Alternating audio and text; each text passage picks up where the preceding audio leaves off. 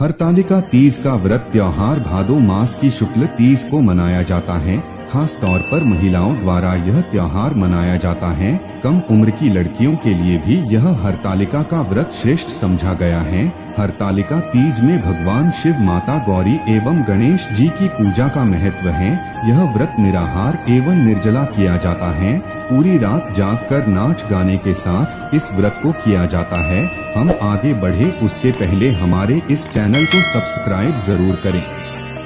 माता गौरी के पार्वती रूप में वे शिव जी को पति रूप में चाहती थी, जिस हेतु उन्होंने कड़ी तपस्या की थी। उस वक्त पार्वती की सहेलियों ने उन्हें अगवा कर लिया था। इस कारण इस व्रत को हरतालिका कहा गया है, क्योंकि हरत मतलब अगवा करना एवं आलिका मतलब सहेली, अर्थात सहेलियों द्वारा अपहरण करना हरतालिका कहलाता है।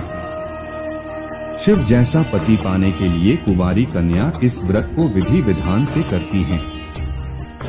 हरतालिका तीज कब मनाई जाती है?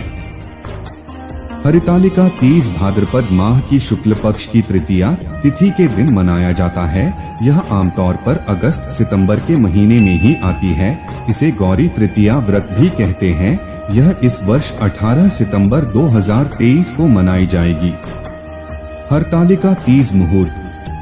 साल 2023 में हरतालिका तीज का व्रत 18 सितंबर सोमवार को रखा जाएगा। तृतीया तिथि शुरू होगी 17 सितंबर प्रातः काल 11:08 पर। तृतीया तिथि समाप्त होगी 18 सितंबर को रात्रि 12:39 पर।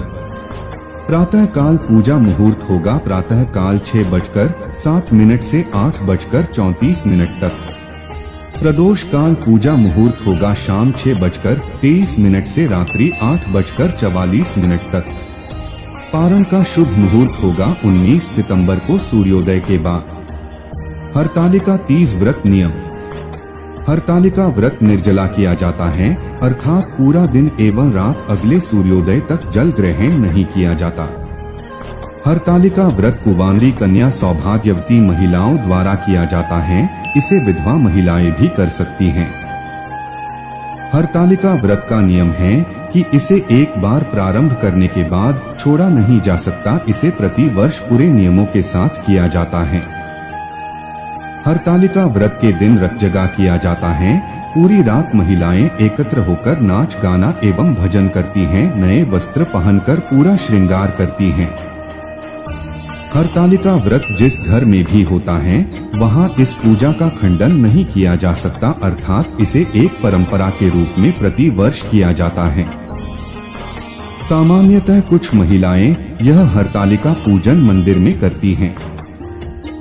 हरतालिका के व्रत से जुड़ी कई मान्यता हैं, जिनमें इस व्रत के दौरान जो सोती हैं वो अगले जन्म में अजगर बनती हैं, जो दूध पीती हैं वो सर्पिनी बनती हैं, जो व्रत नहीं करती वो विधवा बनती हैं, जो शक्कर खाती हैं मक्खी बनती हैं, जो मांस खाती शेरनी बनती हैं, जो जल पीती हैं वो मछली बनती हैं, जो अन्न खाती हैं वो सुअरी बनती हैं, जो फल खाती है वो बकरी बनती हैं। इस प्रकार के कई मत सुनने को मिलते हैं।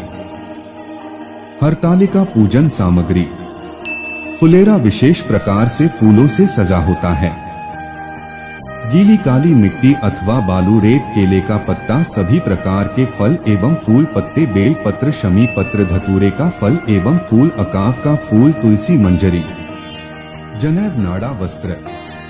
माता गौरी के लिए पूरा सुहाग का सामान, जिसमें चूड़ी, बिछिया, काजल, बिंदी, कुमकुम, सिंदूर, कंघी, माहौर, मेहंदी आदि मान्यतानुसार एकत्र की जाती हैं। इसके अलावा बाजारों में सुहाग कूड़ा मिलता है, जिसमें सभी सामग्री होती है।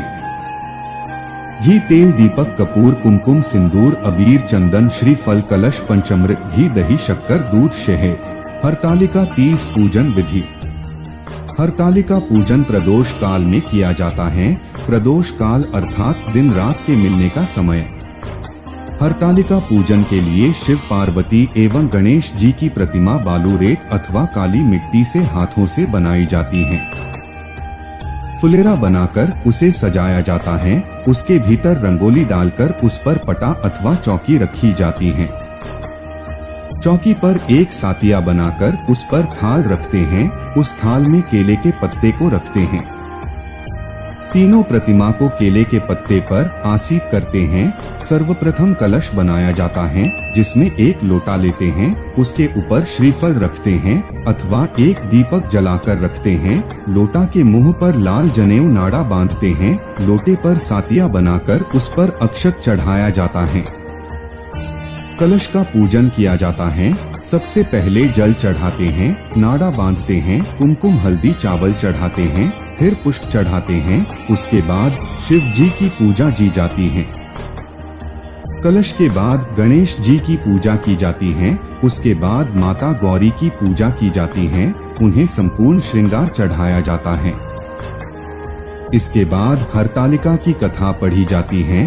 फिर सभी मिलकर आरती की जाती है, जिसमें सर्वप्रथम गणेश जी की आरती, फिर शिव जी की आरती, फिर माता गौरी की आरती की जाती है। पूजा के बाद भगवान की परिक्रमा की जाती है। रात भर जागकर 5 पूजा एवं आरती की जाती है। सुबह आखिरी पूजा के बाद माता गौरा को जो सिंदूर चढ़ाया जाता है, उस सिंदूर से सुहागन स्त्री सुहाग लेती है। ककड़ी एवं हलवे का भोग लगाया जाता है। उसी ककड़ी को खाकर उपवास तोड़ा जाता है। अंत में सभी सामग्री को एकत्र कर पवित्र नदी एवं कुंड में विसर्जित किया जाता है। हरतालिका तीज व्रत कथा। यह व्रत अच्छे पति की कामना से एवं पति की लंबी उम्र के लिए किया जाता है। शिव जी ने माता पार्वती को विस्तार से इस व्रत का महत्व समझाया। माता गौरा ने सती के बाद हिमालय के घर पार्वती के रूप में जन्म लिया। बचपन से ही पार्वती भगवान शिव को वर के रूप में चाहती थी, जिसके लिए पार्वती जी ने कठोर तप किया। उन्होंने कड़कती ठंड में पानी में खड़े रहकर, गर्मी में यज्ञ के सामने बैठकर यज्ञ किया। बारिश में जल में रहकर कठोर तपस्या की। 12 वर्षों तक निराहार पत्तों को खाकर पार्वती जी ने व्रत किया। उनकी इस निष्ठा से प्रभावित होकर भगवान विष्णु ने हिमालय से पार्वती जी का हाथ विवाह हेतु मांगा, जिससे हिमालय बहुत प्रसन्न हुए और पार्वती को विवाह की बात बताई, जिससे पार्वती दुखी हो गई और अपनी व्यथा सखी से कही और जीवन त्याग देने की बात कहने लगी। जिस पर सखी ने कहा, यह वक्त ऐसी सोच का नहीं है, और सखी पार्वती को हर कर वन में ले गई, जहां पार्वती ने छिपकर तपस्या की, जहां पार्वती को शिव ने आशीर्वाद दिया और पति रूप में मिलने का वर दिया। हिमालय में बहुत खोजा पर पार्वती ना मिली। बहुत वक्त बाद जब पार्वती मिली, तब हिमालय ने इस दुख एवं तपस्या का कारण पूछा। तब पार्वती ने अपने दिल की बात पिता से कही। इसके बाद पुत्री हट के कारण पिता हिमालय ने पार्वती का विवाह शिव जी से तय किया। इस प्रकार हरतालिक व्रत एवं पूजन प्रति वर्ष भादों की शुक्ल तृतीया को किया जाता है। हमारे द्वारा दी गई जानकारी अच्छी लगी है तो इस चैनल को सब्सक्राइब जरूर करें। धन्यवाद।